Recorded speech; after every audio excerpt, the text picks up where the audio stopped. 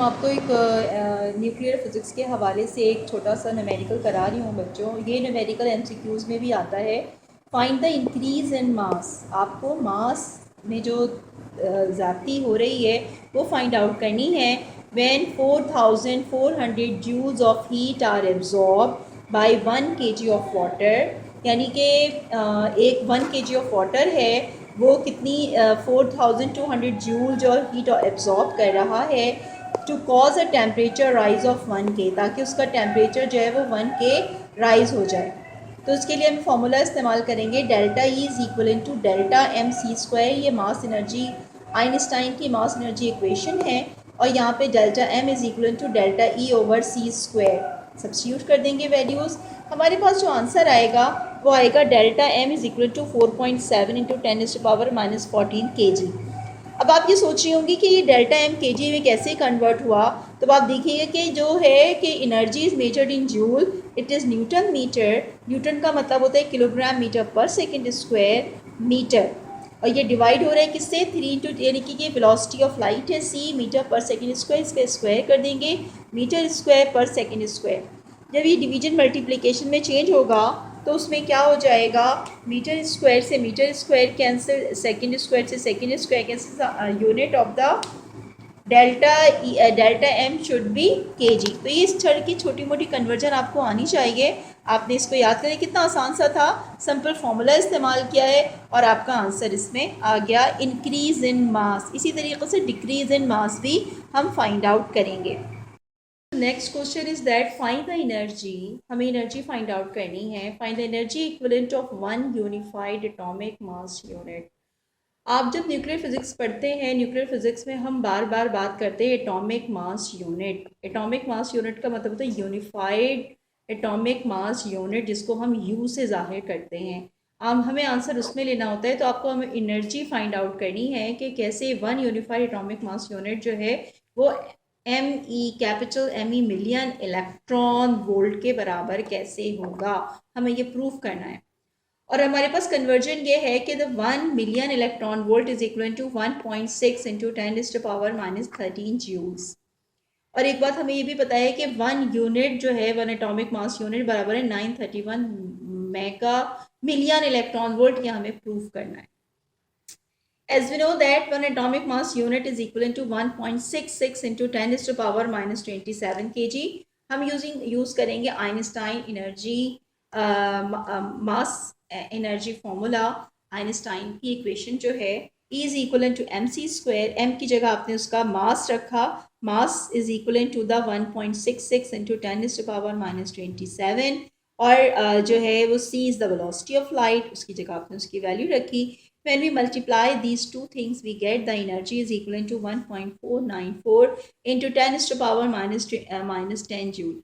अब हमें जूल में नहीं लाना है, हमें मिलियन इलेक्ट्रॉन वोल्ट में करना है। तो जैसे कि अभी हमने ऊपर आपको कन्वर्जन बताया था, इसको ज़रूर याद कर लीजिएगा कि 1 million electron volt is equal to 1.6 into 10⁻⁻13 joules.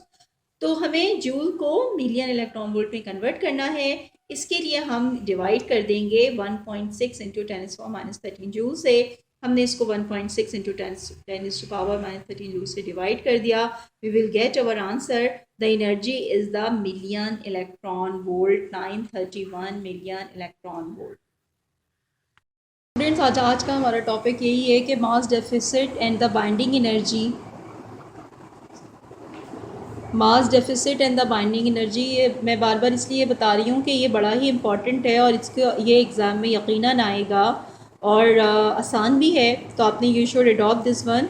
Mass deficit का फॉर्मूला है mass of nucleons minus mass of the nucleus, यानी कि डेल्टा एम जो है हम कैसे फाइंड आउट करेंगे, पहले न्यूक्लियॉन्स का मास मालूम करेंगे, फिर उसमें से मास ऑफ न्यूक्लियस को माइनस कर देंगे, तो हमारे पास डेल्टा एम यानी कि मास डेफिसिट निकल जाएगा। और binding energy is equal to the product of the mass deficit multiply by the C square.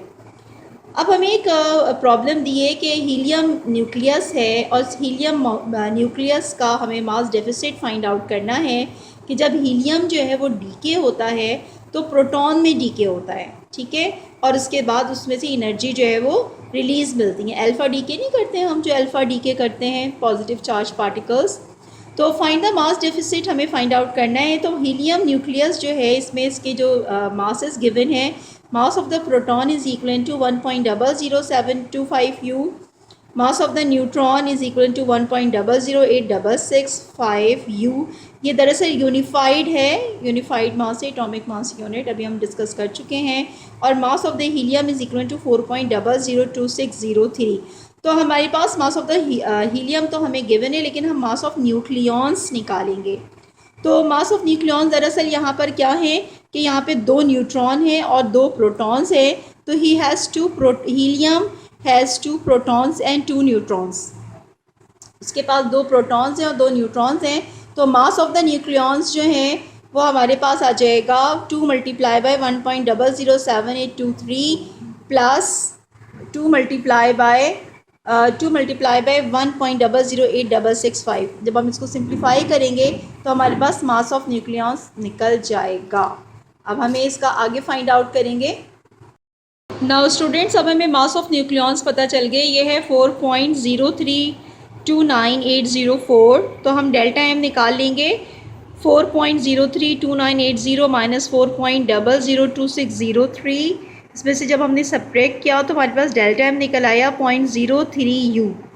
अब हमें फॉर्मूले में सब्स्टिट्यूट करना है। बाइंडिंग एनर्जी बराबर है delta M C square. Delta M की जगह उसकी वैल्यू रखी, C is the velocity of light. लेकिन यहाँ पे हम डेल्टा एम जो है, जब हम वेलोसिटी ऑफ लाइट को मीटर पर सेकंड में रखेंगे तो यूनिफाइड को हमें कन्वर्ट करना होगा केजी में। तो उसके लिए हमें मल्टीप्लाई करना होगा 1.66 इंटू 10⁻⁻27 से। तो हमारे पास ये बाइंडिंग एनर्जी आ जाएगी, ये आ जाएगी जूल्स में। याद रखिएगा, जब आप वेलोसिटी ऑफ लाइट मीटर पर सेकंड में लेंगी तो एटॉमिक मास यूनिट को कन्वर्ट करना होगा केजी में। ठीक है, तो उसके लिए आपने यूनिफाइड मास यूनिट को एटॉमिक मास यूनिट को केजी में कन्वर्ट करने के लिए 1.66 ये लिखा था ना, 1.66 इंटू 10⁻⁻27 से मल्टीप्लाई किया। तो ये जो आंसर आ रहा है बाइंडिंग एनर्जी का, ये जूल्स में आ रहा है। लेकिन अगर हमें मिलियन इलेक्ट्रॉन वोल्ट में चाहिए तो हम डायरेक्ट यही करेंगे, 0.03 रखेंगे और ये हमारे पास फॉर्मूला है 1 U is equal to 931 million electron volt. Simple आपने करना है और आपके पास बाइंडिंग एनर्जी आगे मिलियन इलेक्ट्रॉन वोल्ट। तो जिस चीज़ में पूछी जाएगी उस चीज़ में आपने इसको करना होगा।